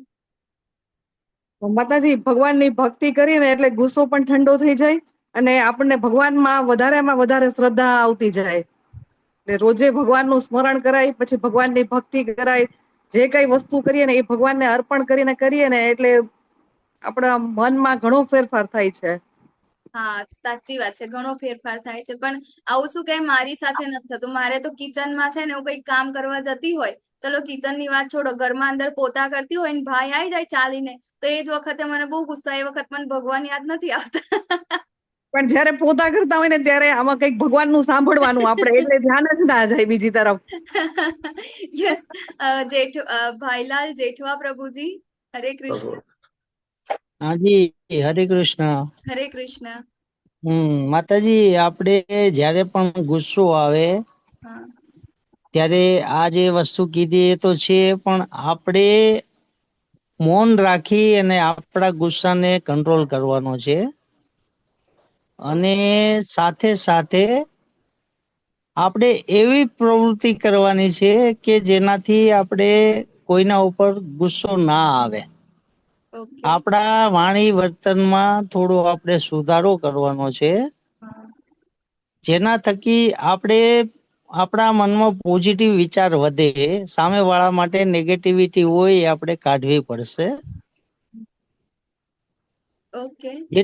જેટલા પોઝિટિવ આપણે વિચાર કરીશું, કોઈનું સારું વિચારશું, તો આપણને સારા વિચાર જ આવશે અને આપણા મનથી કોઈને દુઃખ ન થાય, મારા બોલવાથી પણ કોઈને દુઃખ ન થાય એવું વિચારતા થશું, ત્યારે આપણે આ કાર્યમાં આગળ વધી શકશું. Okay. Hare Krishna. Hare Krishna. Thank you પ્રભુજી, તમે બધાએ આન્સર આપ્યા, બધા જે સાચા છે આપણે માની લઈએ એને, બરાબર. બટ સ્ટીલ હે ને આપણા અંદર જે આ આસુરી પ્રકૃતિના જે ગુણો જે છે એ અત્યારે આપણે જયારે સાંભળતા હોય, કશું કરતા હોય, ત્યારે તો એના બધા સોલ્યુશન આપણને મળે જ. આપણે એ વિચારી શકીએ, આપણે એ હાલતમાં છે અત્યારે, સતોગુણી હાલતના અંદર છે, આપણું માઇન્ડ એ વસ્તુ કરી છે, કારણ કે આપણને ગુસ્સો આવતો અત્યારે નથી, એટલે આપણે એ વિચારી શકીએ છીએ કે હા આપણે આવું કરીશું તો ગુસ્સો ઓછો થશે. બટ એટ ધેટ ટાઈમ આપણે એ નથી કરી શકતા. જયારે ગુસ્સો આવે છે ત્યારે એ વખતે આપણી બુદ્ધિ કેવી થઈ જાય છે? ભ્રમિત થઈ જાય છે, બરાબર. એ વખતે આપણને એવું યાદ નથી આવતું. એ વખતે તો આપણે પોતાની જાતને સાચું પ્રૂફ કરવા માટે જ ત્યાં ઉભા હોય કે હું જ સાચો છું, મારી શું કામ નીચી પડે? બરાબર ને. એ વખતે મતલબ જે વખતે આપણો ગુસ્સો પીક પર હોય ને એ વખતની વાત કરું છું, બરાબર ને. એ ગાડી દૈવી ગુણો કેટલા બધા છે, બરાબર ને. તો બ્રહ્મચર્ય છે, દયા છે, આ બધી જ વસ્તુ જે છે એ દૈવી ગુણોમાં આવે છે. તો આપણે આ તમામ ખાલી ગુસ્સો એકલો કંટ્રોલ નથી કરવાનો કે ઓછો નથી કરવાનો, આપણે શું કરવાનું છે, દૈવી ગુણોનો વિકાસ કરવાનો છે જે એના અંદર નથી, બરાબર. આપણા અંદર એના અંદર આપણે શું કરવાનું છે, આપણે એનો વિકાસ કરવાનો છે. તો આપણે કેવી રીતે કરી શકીશું, તો આપણાને ખબર છે જેવો સંગ તેવો રંગ, બરાબર. અત્યારે આપણે ભગવદ્ ગીતાના ક્લાસ સાંભળી રહ્યા છે તો બધા આપણે કેવા છે, એક જ જગ્યાએ જવા વાળા છે, બધાનો રસ્તો એક જ છે, બરાબર ને. બધા એક જ વિચારવા વાળા છે. એટલે આપણને શું લાગે છે કે ના ભાઈ આવું છે આવું છે, આપણે અત્યારે એકબીજા ઉપર ગુસ્સો કરીએ છીએ, નથી કરતા, બરાબર. તો અહીંયા ગાડી સ્વાભાવિક પડે આપણને ગુસ્સો નહીં આવે, બટ અહીંયા ગાડી આપણને શું થશે, દયા આવશે, સેવાની ભાવના આવશે, બરાબર. આ બધી વસ્તુ આપણે અહીંયા ગાડી કરીશું. કેમ? કારણ કે અહીંયા આપણું શું છે, સંગઠન, આપણું જે સંઘ જે છે એ કેવો છે, પોઝિટિવ છે, બરાબર ને. તો આપણે જયારે આપણા અંદરના રહેલા જે રાક્ષસને હરાવવો હશે,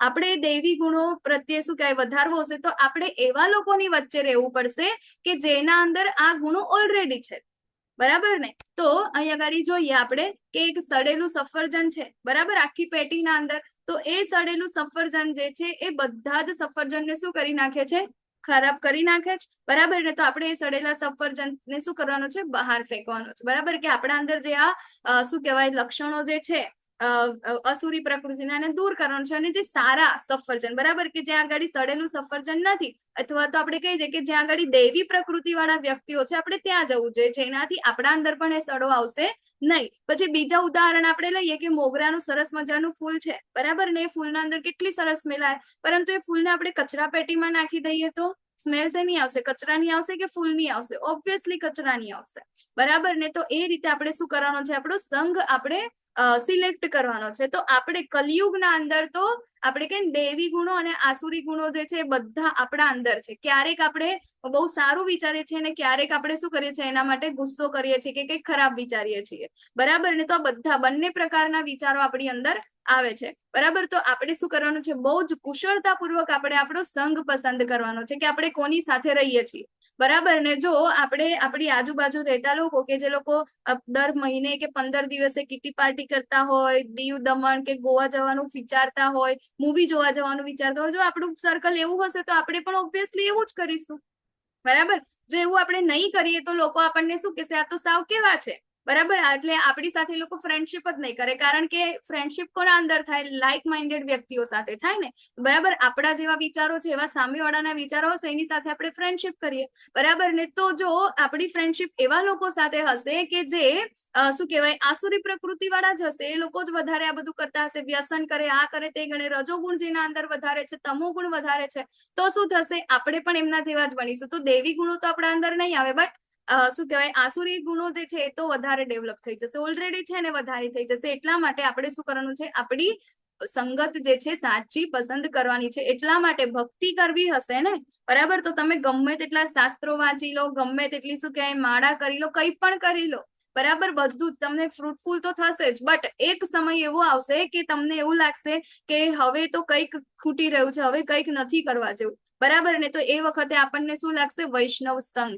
બરાબર ને. ભક્તોનો સંઘ જે છે એના અંદર જ આપણી ભક્તિ જે છે શું થાય છે, વધે છે. એનાથી જ આપણી ચેતના જે છે શુદ્ધ થાય છે. બાકી આપણે એકલા ભલે ગમે તેટલી માળા કરશું, હરે કૃષ્ણ કૃષ્ણ કૃષ્ણ હરે હરે, કોઈક વાત કરતું હશે, આપણું ધ્યાન ત્યાં જશે, બરાબર. કંઈક કશું કરતું હશે, આપણું ધ્યાન ત્યાં જશે. આપણે નહીં, આપણું એટલું જે માઇન્ડ જે છે આપણે ત્યાં આગળ કેન્દ્રિત નહીં કરી શકીએ. બટ યાત્રામાં તમે જાઓ તો ત્યાં તો બધા જ ભક્તો આવે છે, બરાબર. શું કરે છે, સવારે રાત્રે 3 વાગે ઊંઘ્યા હોય તો એ સવારે ઉઠીને આપણે શું કરીએ છીએ, મંગળા આરતી કરીએ છીએ, સેવા કરીએ છીએ, એકબીજાનું આદર સન્માન એટલું કરીએ છીએ, કોઈને કોઈ શિકાયત જ નહીં કોઈનાથી.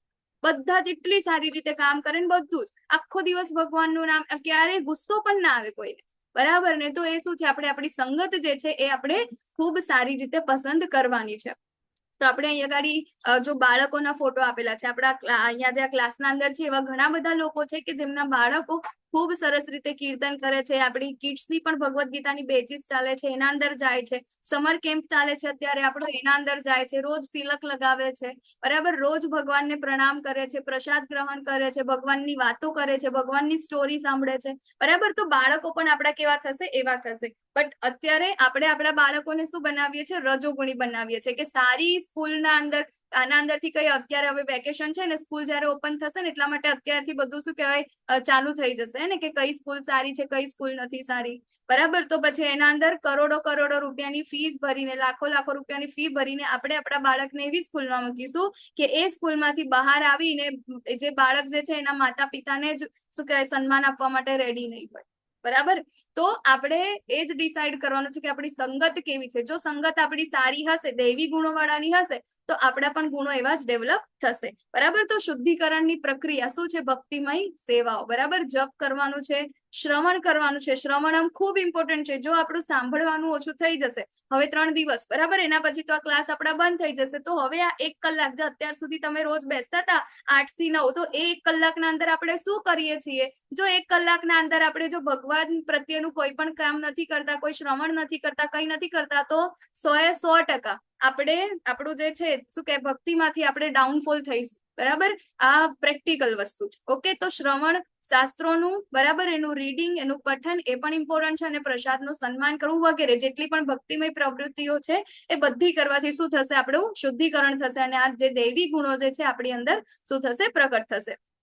તો હવે શા માટે આપણે દિવ્ય ગુણો જે છે એ ડેવલપ કરવા જોઈએ? તો ભગવાન અહીંયા આગળ કહે છે કે દિવ્ય ગુણો શું કરે છે? આપણને મોક્ષ તરફ લઈ જાય છે. અને જ્યારે અસુરી ગુણો કેવા હોય છે? બંધનકારક હોય છે, બરાબર. જેટલા પણ અસુરી ગુણો છે આપણે આ ગઈકાલે જોયું હતું ને, બરાબર. અશ્વત્થનું વૃક્ષ હતું, રજોગુણ, તમોગુણ ને બધા જે હતા, એનાથી આપણે વારંવાર શું કરીએ છીએ? આ જ ભૌતિક જગતના અંદર રહી જઈએ છીએ, બરાબર. તો અહીંયા ગાડી કહે છે કે આપણે દિવ્ય ગુણોથી શું થઈશું? આપણે અપલિફ્ટ થઈશું, ડાઉનફોલ નહીં થઈએ. અને આસુરી ગુણો જે છે શું કરે છે? બંધનકારક છે. હવે અહીંયા ગાડી ભગવાન અર્જુનજીને કહી રહ્યા છે, શું કહે છે? કે તું ચિંતા કરીશ નહીં, કારણ કે તું તો શું દિવ્ય ગુણો સાથે જ જન્મેલો છે, બરાબર. અત્યાર સુધી આપણે અર્જુનજીનું ગ્લોરિફિકેશન કરતા હતા ને, કે અર્જુનજી ત્યાં આગળ કોઈ એના અંદર નથી, અને કોઈ ડીલીવામાં અર્જુનજી નથી, બટ આપણા માટે આ બધી વસ્તુ પૂછી રહ્યા છે. તો હવે ભગવાને જાતે એમને કીધું કે તારે આ બધી વસ્તુની ચિંતા કરવાની નથી, આ બધા દૈવી ગુણો જે તારા અંદર તો ઓલરેડી છે, બરાબર, માટે તારે આની ચિંતા કરવાની નથી. તો એ ભગવાન આપણને કહી રહ્યા છે ચિંતા આપણે કરવાની છે. આપણા અંદર અસુરી ગુણો છે, તો આપણે શું કરવાનું છે? મોક્ષ તરફ જવું છે, તો આપણે આપણા દૈવી ગુણોને ડેવલપ કરવાના છે, બરાબર. તો ક્યારે ડેવલપ કરી શકાય? હે ને, તો આપણે તો ભક્તિથી થાય ને. આ બધા ગુણો જે છે એ ભક્તિ દ્વારા ડેવલપ કરી શકાય આપણે, બરાબર. તો ભક્તિ ક્યારે કરવાની? તમે મને જવાબ આપો. ચાલો, ભક્તિ ક્યારથી સ્ટાર્ટ કરવાની? હેન્ડ રેઝ કરજો, હા, એમ ના બોલતા.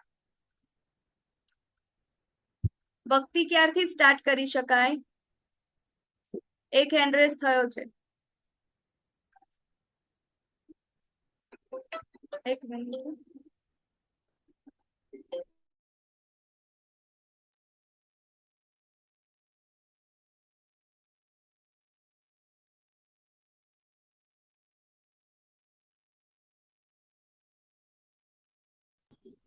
ઓકે, ચાલો, કેટલા બધા હેન્ડ રેઝ કરી આપણે? કઈ ક્યારથી કરવું જોઈએ?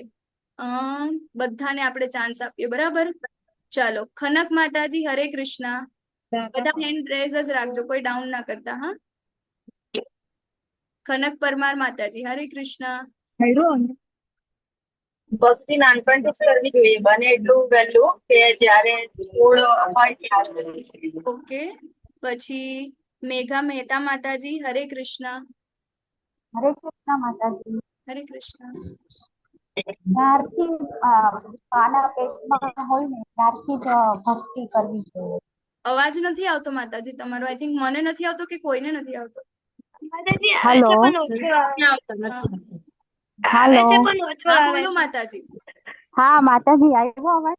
હા, હવે બોલો. હા, જ્યારે માના પેટમાં હોય ને ત્યારથી જ ભક્તિ ઓકે, માતાના પેટમાંથી ભક્તિ કરવી જોઈએ. રીટા માતાજી, હરે કૃષ્ણ. હરે કૃષ્ણ માતાજી. ગમે તે ઉંમરમાં ભક્તિ થઈ શકે, ગમે તે જ્યારથી પણ આપણને જ્ઞાન આવે ત્યારથી. ઓકે, જ્યારથી જ્ઞાન આવે ત્યારથી, બરાબર. આરતી માતાજી. હરે કૃષ્ણ માતાજી. ભક્તિ નાનપણથી શરૂઆત કરી દેવી જોઈએ. અને આપણે ચૂકી ગયા કે આપણને એવો કોઈ સંગ નથી મળ્યો, એવા માતા પિતા નથી મળ્યા, તો જ્યારથી એવો ભક્તનો સંગ મળે છે એક ક્ષણથી જ આપણે ભક્તિ શરૂ કરી દેવી જોઈએ. હરે કૃષ્ણ.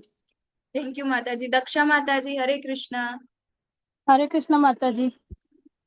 માતાજી, આમ તો કહેવાય કે બાળપણથી આપણે આપણા છોકરાઓને સંસ્કાર આપીએ તો ભક્તિ કરે, એ લોકોને જો આપણે આપીએ તો. પણ આપણને જ્ઞાન ના હોય ને પછી જ્યારે બી આપણને એ ભક્તિમાં જોડાયા, મતલબ જ્યારે જાગ્યા ત્યારથી સવાર, જ્યારથી ખબર પડી ત્યારથી પછી શરૂ કરવી જ જોઈએ. પછી પાછું મતલબ મને પોતે અત્યારે થઈ રહ્યું છે કે હા કઈ નહીં, અત્યાર સુધી બહુ અટવાયા, હવે બરાબર લાઈન પર આવી ગયા છે. અને હું બી એ જ વિચારતી હતી માતાજી કે ક્લાસ પતશે પછી શું થશે? પછી શું ઓકે, કરીશું? હરી બોલ. ચલો હરે ભાઈલાલ કૃષ્ણ પ્રભુજી, માતાજી. હરે કૃષ્ણ. કૃષ્ણ માતાજી. હરે કૃષ્ણ. હવે ભક્તિ માટે આપણો જન્મથી લઈને અંતિમ શ્વાસ સુધી ગમે ત્યારે કરી શકો. ઓકે. અને જો તમારા જન્મથી લોકો શ્રોતાઓએ અત્યારે જાણ કરી કે જન્મથી આપણે કરવી જોઈએ ભક્તિ, તો આપણે તો ઉદરમાં હોઈએ છે. જ્યારે આપણે આપણા માતા પિતા અથવા આપણો પરિવાર એ જો ભક્તિ કરતો હશે તો આપણને ત્યારે એના ભક્તિનો આનંદ આપણે લઈ શકશું અને બચપનથી પણ આપણને એ ભક્તિનો આનંદ મળશે. ઓકે. એટલે આ જે છે એ પ્રભુજી ઉપર છે બધું. તમારી ભક્તિ પ્રભુજી ચાલુ કરાવે ત્યારે જ તમે કરી શકો. ઓકે, થેન્ક યુ પ્રભુજી. દીપ્તિ માતાજી, હરે કૃષ્ણ. હરે કૃષ્ણ માતાજી. હરે કૃષ્ણ. એમ તો હું તો નાનેથી ભક્તિ કરું જ છું, એટલે મારામાં એટલે વધારે છે, વધારે પડતું જ છે જાણે. પણ આપણે જ્યારથી આપણા પેટમાં જયારે પ્રેગ્નન્સી હોય ત્યારથી આપણે ભક્તિ કરીએ તો આપણા છોકરાઓને ભક્તિના માર્ગે આપણે લઈ જઈ શકીએ. આપણને પાછળથી લેટ ખબર પડે તો આપણે લેટ ભક્તિ ચાલુ કરીએ, પણ આપણને ખબર પડે ત્યારથી આપણે જયારે કહેવાય ને કે પ્રેગ્નન્સી હોય ત્યારથી ચાલુ કરીએ તો આપણા છોકરા પણ એ જ માર્ગે જાય. ઓકે, રાજેન્દ્ર પ્રભુજી, હરે કૃષ્ણ. હરે કૃષ્ણ માતાજી. ભક્તિ ક્યારે શરૂ કરવી એનો કોઈ સમય ન હોય, પણ જ્યારે આપણને દિવ્ય જ્ઞાન પ્રાપ્ત થાય, આપણે ગુરુ કે આપણે કોઈ શું કહેવાય આજના ભક્તિ પ્રત્યે જ્ઞાન આપે અને આપણામાં મનમાં એ જયારે લાગી આવે કે ના ખરેખર હવે સત્ય આ જ છે, આનાથી આગળ વિશેષ કઈ નથી, તો જ્યારથી આપણે ગુરુ જ્ઞાન અને ભક્તિ પ્રત્યેનો જે લાગણી થાય ત્યાર પછી આપણે ભક્તિ શરૂ કરી દેવી જોઈએ. એને ઉંમર સાથે કોઈ બાદ નથી. માતાના ગર્ભથી પણ કરી શકાય અને કદાચ નિવૃત્તિ પછી પણ કરી શકાય, અને આપણે જયારે કામ કરતા હોય ત્યારે પણ કરી શકાય. ઓકે, થેન્ક યુ પ્રભુજી. કૃષ્ણ પ્રભુજી, હરે કૃષ્ણ. હરે કૃષ્ણ. હરે કૃષ્ણ માતાજી, દંડવત પ્રણામ. ગર્ભાધાન સંસ્કાર જ્યારથી થાય ને ત્યારથી ભક્તિમાં માણસ જયારે બદ્ધ જીવ આત્મા પ્રવેશે છે ગર્ભામાં, ત્યારથી આપણે એ વચન આપે છે કે અમે ભક્તિ કરીશું. એટલે આપણે જયારે જન્મ થાય મનુષ્યનો, માનવ જીવન મળે ત્યારથી આપણે ભક્તિ કરવા બંધાયેલા છીએ. હરે કૃષ્ણ માતા. હરે કૃષ્ણ. Thank you. તો આપણે બધાએ ખૂબ સારા જવાબો હરે આપ્યા. કૃષ્ણ માતાજી. હિના માતાજી બોલું છું. ઓકે, હેમા માતાજી બોલો. હરે કૃષ્ણ. હિના માતાજી. હિના માતાજી, હરે કૃષ્ણ માતાજી. હરે કૃષ્ણ. ભક્તિ તો તમારા જેવા કોઈ ગુરુ હોય ને એનું જે હાથ હોય ને ત્યારે જ થાય. કારણ કે અમને તો એની બધી ખબર નથી. કરતા પૂજા પાઠ એ બધું કરી છે, ફંક્શન જેમ કે ભજન રાખીને બધું કરી માતાજી. પણ ઓલો કહેવત છે ને કે જયારે ઓકે, એટલે જ્યારે ખબર પડે ત્યારથી તમારો મતલબ અલ્ટિમેટ આન્સર એ છે કે જ્યારથી આપણને ખબર પડે ત્યારથી ભક્તિ ચાલુ કરો. બાળકને શીખડાય, બાળકને ત્યારે સમજ આવે. આજ મોટા બી નથી કરતા, કારણ કે અમારા પણ કે ને કે બચપન બીતા ખેલ ખેલ में भरी जवानी सोया, क्या सोचे बुढ़ापा, क्या खोया ने क्या पाया. સારું, થેન્ક યુ માતાજી.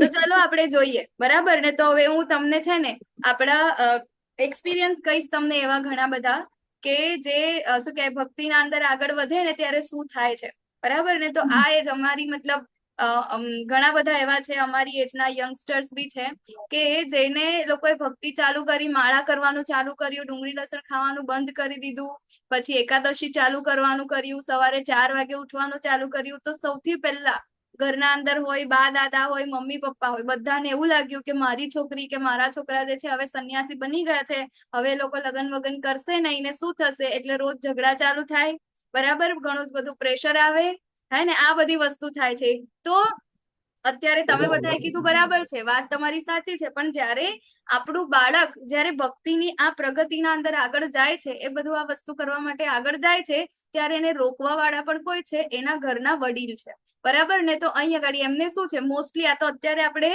શું કહેવાય, એ શરૂઆત મતલબ અત્યારે આપણને ખબર છે એકચ્યુઅલમાં શું છે, એટલા માટે આપણે કહી શકીએ કે આપણે જ્યારથી ખબર પડે ત્યારથી અથવા તો જન્મ પહેલાથી આપણે ભક્તિ કરવાની છે, બરાબર ને. કોણ એવું છે આના અંદર કે જે શું કહે પોતાના બાળકને શું કહે બ્રહ્મચારી કે સંન્યાસી બનાવવા માંગે છે? અત્યારથી કોઈ એવું વિચાર્યું છે કે ના અમે શું કહે આના અંદર તો કીધું કે ભાઈ ભક્તિ તો પેટના અંદરથી થાય, બરાબર, પેટમાં હોય બાળક ત્યારથી આપણે એને ભક્તિ શીખવાડી શકીએ, બરાબર. પરંતુ તમે એને ભક્તિ શીખવાડો છો, બટ એ ભક્તિના અંદર એ કેવું હોવું જોઈએ, તમારી ઈચ્છા તો છેલ્લે એ જ છે કે એ બાળક છેલ્લે ઊભું થઈને શું કહે સારું કમાય, મને રાખે, એ બધું કરે, એ જ છે ને આપણી ઈચ્છા તો અલ્ટિમેટલી. કોઈને એવી ઈચ્છા છે કે મારું બાળક મોટું થઈને સંન્યાસી બનશે, પ્રભુપાદ જેમ શું કહે વિદેશોમાં જઈને ભગવાનનો પ્રચાર કરશે? નહીં, બરાબર. આપણા અંદર એ વસ્તુ હજી આવી નથી. દેટ મીન્સ કે આપણે પણ હજી એ જ વિચાર કરીએ છીએ કે ભક્તિ ક્યારે થાય, ઘરડા થઈ જઈએ ત્યારે, બરાબર. આપણી પાસે કશું જ કામ ના હોય ત્યારે આપણે ભક્તિ કરવી જોઈએ, બરાબર. આપણા પોતાના માટે હા આપણે એવું કહીએ છીએ કે ભાઈ પહેલેથી ભક્તિ કરી હોત તો સારું, બરાબર. પરંતુ આપણા મમ્મી પપ્પાએ આપણું એ વિશે વિચાર્યું કે આપણે ભક્તિ કરવી જોઈએ? નહીં. અત્યારે આપણે પણ એ જ સ્ટેજમાં છીએ, બરાબર ને. તો અહીંયા ગાડી આપણે જોઈએ એ શાસ્ત્રના અંદર દાખલા છે કે ભક્તિ ક્યારથી શરૂ કરવી જોઈએ ને એ લોકોને ભગવત પ્રાપ્તિ થઈ છે, બરાબર. તો પ્રહલાદ મહારાજ, બરાબર, પ્રહલાદ મહારાજે તો જન્મથી પહેલા જ શું કરી દીધી હતી, એમની ભક્તિ સ્ટાર્ટ કરી દીધી હતી. પ્રહલાદ મહારાજ જયારે ગર્ભમાં હતા ત્યારે એમના ગુરુ કોણ હતા? નારદ મુનિ, બરાબર ને. તો ત્યારથી એમને ભક્તિ સ્ટાર્ટ કરી હતી. ધ્રુવ મહારાજ 5 વર્ષની ઉંમરથી એમને શું કરી હતી? ભક્તિની શરૂઆત કરી હતી. એ પણ કેવી રીતે? હે ને, કઠોર તપ કરીને, બરાબર. પ્રહલાદ મહારાજ છે, એમને તો એમના પપ્પા ભક્તિ કરતા હતા એટલા માટે જ તો નીચે પાડતા હતા ને, તેમ છતાં એમને ભક્તિ કરી. ઓકે. તો અહીંયા ગાડી આપણે જે આ હાર્શ રિયાલિટી છે આપણા સમાજનું કે ભક્તિ જે છે લોકો શું સમજે છે, ઘરડા થઈ જઈશું ત્યારે આપણે કરીશું, એ વખતે નહીં બોલાવાની આપણા ઠેકાણા હોય, નહીં સાંભળવાના ઠેકાણા, નહીં જોવાના ઠેકાણા, નહીં ચાલીને મંદિર જવાના ઠેકાણા હોય. અને શું કહીએ છીએ ભાઈ બધું ભક્તિ ક્યારે કરવાની? છેલ્લે કરવાની, બરાબર. તો હવે આગળ આપણે જોઈએ તો ભક્તિ જે છે બાળપણથી જ, બરાબર, બાળપણ નહીં પણ બાળક જયારે ગર્ભમાં હોય ત્યારથી આપણે શું કરવું જોઈએ? ભક્તિ કરવી જોઈએ. અને અત્યારે જે પણ જેટલા ભક્ત છે જેને આ વસ્તુ ખબર પડી ગઈ એને તો પોતાના બાળકને ભક્તિ પેટમાં હોય ત્યારથી જ આપવાની છે, ગર્ભમાં હોય ત્યારથી જ આપવાની. ઓર એલ્સ તમે લોકો શું કહેવાય, જો આપણે બાળકને ભક્ત ના બનાવી શકીએ તો બાળકને દુનિયામાં લાવવાનો કોઈ અર્થ જ નથી, બરાબર. પ્રભુપાદ એવું કહે છે. અને તો આપણા ઉપર એક જવાબદારી છે, આપણે એ બાળકને લાવીએ છીએ, એક જીવાત્માને લાવીએ છીએ, તો એ જીવાત્માને વધારે યોનિઓના અંદર પસાર ના થવું પડે અને ડાયરેક્ટ ભગવત પ્રાપ્તિ થઈ જાય એવું આપણે શું કરવું જોઈએ? આયોજન કરવું જોઈએ. તો જે લોકો આસુરી હોય છે તેઓ જાણતા નથી કે શું કરવું જોઈએ અને શું ન કરવું જોઈએ. તેઓમાં નથી પવિત્રતા, નથી ઉચિત આચરણ કે નથી સત્ય જોવા મળતું, બરાબર. પવિત્રતા નામની સવારે ક્યારે ક્યારે નાવે છે, બરાબર ને. તો અત્યારે ઉનાળો ચાલે છે, સુરત દાદાનો એટલો પ્રકોપ છે એટલે ક્યારેક નાઈ લે, બરાબર. બટ એવું તો નથી જ કે સવારમાં વહેલા ઉઠીને નાવું છે, મનની પવિત્રતા કે કોઈને ગમે તે બોલે છે, બરાબર. આપણે અત્યારે જોઈએ છીએ આપણા સોશિયલ મીડિયા અંદર યુટ્યુબર્સ એટલા બધા છે, એ લોકોના અમુક શોઝ હોય છે, શોઝના અંદર એ કંઈ પણ બોલી શકે, કંઈ પણ, એમ એ લોકોને કઈ છે જ નહીં કે અમે શું બોલીએ છીએ, શું આનો ઇમ્પેક્ટ શું પડશે લોકો ઉપર, આટલા બધા એમના ફોલોઅર, તેમ છતાં એ કંઈ પણ બોલે છે, બરાબર. તો પવિત્રતા એ લોકોની નથી, ઉચિત આચરણ પણ નથી, બરાબર ને. કેવું કેવું અત્યારે આપણે મોસ્ટલી અત્યારના યંગસ્ટર્સને આપણે જોઈએ ને કેવા કપડાં પહેરીને ફરે છે, બરાબર, કેવી અભદ્ર હાલતના અંદર આપણને યુવાઓ બધા જોવા મળે છે. તો આ બધું જે છે એ કેવા છે? આસુરી હોય છે, બરાબર. સત્ય પણ નથી, પવિત્રતા નથી અને આચરણ પણ એ લોકોનું ઉચિત હોતું નથી. અને તેઓ કહે છે કે આ જગત કેવું છે? મિથ્યા છે, બરાબર. એક કશું કહેવાય બોમ્બ જેમ બે જણા શું કહેવાય બે ગ્રહો અથડાયા, બરાબર, એક બ્લાસ્ટ થયો અને એના અંદરથી આ જે છે એ બધું ઉત્પન્ન થયું, બરાબર. તો એ ભગવાનને નથી માનતા, નથી જીવ કે નથી શરીર શું છે એ કશું માનતા નથી, બરાબર. એ લોકોને એવું લાગે છે કે અહીંયા ગાડી શું સ્ત્રી અને પુરુષનું મિલન થાય અને એનાથી જીવ ઉત્પત્તિ થાય છે, બસ આ જ છે. એવી જ રીતે આખું આ ભૌતિક પ્રકૃતિ જેટલું પણ છે બસ એવું જ છે, બરાબર. બધું ખાલી સંયોગ થાય છે અને એનાથી આ બધું ઉત્પન્ન થાય છે, બાકી કશું છે નહીં. એ લોકો એવું કહે છે કે આ કામેચ્છાથી ઉત્પન્ન થયેલું છે, કામ સિવાય બીજું કોઈ કારણ નથી, બરાબર. બરાબર ને? એ લોકો એવું કે છે આસુરી પ્રકૃતિ વાળા કેવા અને આવા નિષ્કર્ષોને અનુસરનારા આત્મજ્ઞાન ગુમાવી દીધેલા બુદ્ધિહીન આસુરી લોકો એવા હિતકર અને ભયાવહ કાર્યોમાં પરોવાયેલા રહે છે કે જે જગતના વિનાશ માટે હોય છે. આપણે જોઈએ છે અત્યારનો આપણો દાખલો, બરાબર ને? કાશ્મીરના અંદર હોય કે પછી તાજ હોટલના અંદર હોય કે પછી વેસ્ટ બંગાળમાં હોય કે બાંગ્લાદેશમાં હોય, આપણે જોઈએ છે ને, બરાબર? આવા લોકો ક્યાં છે? બુદ્ધિહીન આસુરી લોકો હોય છે. તો મિથ્યા અહંકાર, બળ, દર્પ, કામ તથા ક્રોધથી મોહિત થઈને આસુરી મનુષ્ય પોતાના શરીરમાં તથા બીજાઓના શરીરોમાં સ્થિત પૂર્ણ પુરુષોત્તમ પરમેશ્વરની ઈર્ષા કરે છે તથા વાસ્તવિક ધર્મની નિંદા કરતા રહે છે. બરાબર? આપણો વાસ્તવિક ધર્મ શું છે? એ છે ભગવાનની સેવા કરવાનો, બરાબર? અને ભગવાન કૃષ્ણને એ લોકો પૂર્ણ પુરુષોત્તમ પરમેશ્વર તરીકે માનતા જ નથી, બરાબર? કે એ તો ના હોય, હજી સુધી એ લોકો શું કરે છે? ડાઉટ જ કરે છે, બરાબર? તો આવા જે આસુરી લોકો છે એ શું કરે છે? હંમેશા એની નિંદા કરતા રહે છે. હે કુંતી પુત્ર, આવા મનુષ્યો આસુરી યોનિમાં વારંવાર જન્મ ગ્રહણ કરીને ક્યારેય મારા સુધી પહોંચી શકતા નથી અને શું કરે છે? તે લોકો અત્યંત અધમ જીવનની ગતિને પામે છે. એ લોકો ક્યારેય ભગવત પ્રાપ્તિ નથી કરી શકતા, બરાબર ને? એ હંમેશા અહીંયા ઘડી ગમે તેટલા કલયુગ વીતી જાય તો એ લોકો અહીંયા જ રહેશે, બરાબર? એ લોકોને ક્યારેય મોક્ષ પ્રાપ્તિ થતી નથી. આ નરકના 3 દ્વાર છે, બરાબર? તો નરકના 3 દ્વાર છે. જે લોકોને નરકમાં જવું હશે એ લોકો આ બધું એક્સેપ્ટ કરજો, અને જે લોકોને ઉર્ધ્વ ગતિ એટલે કે ઉપરના લોકોના અંદર જવું છે, ઇવન ભગવત પ્રાપ્તિ કરવી છે, એ લોકોના માટે આ વસ્તુ નથી. જો હોય તો એને આપણે કાઢવાનું છે. કયા? કામ, ક્રોધ અને લોભ, બરાબર? કામ શું છે? આપણી ઈચ્છાઓ, અને ઘણી જ બધી ઈચ્છાઓ, અમર્યાદિત આપણી ઈચ્છાઓ, એ શું છે? કામ છે. પછી ક્રોધ, બરાબર? નાની નાની વાતોમાં કઈ પણ રીતે આ ઈચ્છાઓ પૂર્ણ ના થાય એટલે ગુસ્સો આવે છે. અને છેલ્લે લોભ, બરાબર ને? કે આ લઈ લઉં, પેલી લઈ લઉં, બરાબર? એ બધું શું છે? ઈચ્છાઓ. તો આ બધી જ વસ્તુ છે. કામ, ક્રોધ અને લોભ જે છે એ શું છે? નરકના 3 દ્વાર છે. તો મનુષ્યએ એમનો ત્યાગ કરવો જોઈએ, કારણ કે તેમનાથી આત્માનું પતન થાય છે, બરાબર? તો આનું આપણે શું કરવું જોઈએ? ત્યાગ કરવો જોઈએ. હવે જે કૌરવો છે, બરાબર? તો કૌરવોની આવી દશા થઈ શેના માટે? કારણ કે એના અંદર એ લોકો નર્કમાં ગયા. શેના માટે? કારણ કે એ લોકો પાસે આ 3 ગુણો હતા. કયા કયા હતા? વાસના, બરાબર ને? લસ્ટ, કામ જે છે. તો દ્રૌપદીનું ચિરહરણ કર્યું તો વાસના હતી એ લોકોના અંદર. પાંડવો પ્રત્યે ગુસ્સો હતો, હે ને? ઝેર પીવડાવીને આખો મહેલ બાળીને કેટલું બધું યુદ્ધ કરીને એ લોકો એમની ઉપર ગુસ્સો કાઢ્યો. પછી બીજું શું છે? લોભ છે, કે એ જે કાંઈ પણ છે એ લોકોનું જે પાંડવોનું હતું બધું એને પચાવી પાડ્યું, બરાબર? લોભ છે, રાજ્યનો લોભ છે, હસ્તિનાપુરના રાજ્યનો તરફનો લોભ, બરાબર? તો કામ, ક્રોધ અને લોભ 3 હતા. એટલા માટે એ લોકોને શું થયું?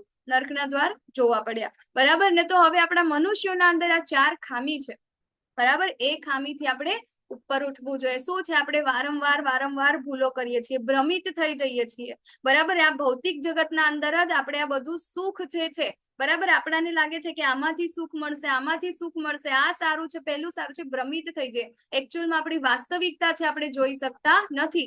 અપૂર્ણ ઇન્દ્રિયો છે આપણી, બરાબર? ક્યારેય ઇન્દ્રિય ક્યારેય આપણી તૃપ્ત થતી નથી. એટલા માટે આપણે એની પૂર્ણ કરવા માટે આપણે ટ્રાય કર્યા કરીએ છીએ, બરાબર? એટલે અપૂર્ણ ઇન્દ્રિય અને અન્યને છેતરવાની વૃત્તિ, બરાબર ને? તો આ જે છે આ મનુષ્યની 4 ખામી છે કે જેના કારણે આપણે શું કરીએ છીએ? અહીંયા ને અહીંયા આપણે ફસાયા કરીએ છીએ. તો એટલા માટે આપણે આના ઉપર ફોકસ કરીને આના ઉપર વર્ક કરી અને આપણે શું કરવાનું છે? ઉપર ઉઠવાનું છે. માત્ર ને માત્ર ભક્તિ દ્વારા થઈ શકે.